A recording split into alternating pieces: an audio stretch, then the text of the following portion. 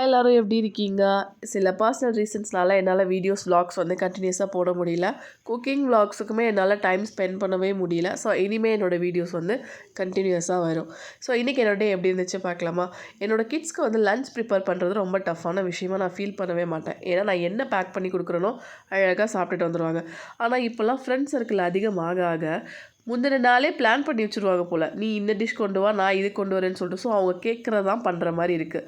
இப்போ நம்ம வீட்டிலலாம் ஒரு டிஷ் நல்லா இருந்துச்சு அப்படின்னா அடிக்கடி நம்ம அதை பண்ணுவோம். அந்த லிஸ்ட்டில் எங்கள் வீட்டில் வந்து எண்ணெய் கத்திரிக்காய் குழம்பு தான் இந்த டைம். இது 3rd டைம் நாங்கள் பண்ணுறோம்.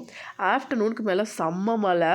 ஸோ எல்லா வேலையும் முடிச்சுட்டு ஒரு 11 மேலே வந்து ஊர்லேருந்து தேங்காய் வந்து 45 டேஸ் கழித்து தேங்காய் வெட்டியிருந்தாங்க. ஒரு 100 காய் கிட்ட கொண்டு வந்திருந்தாங்க.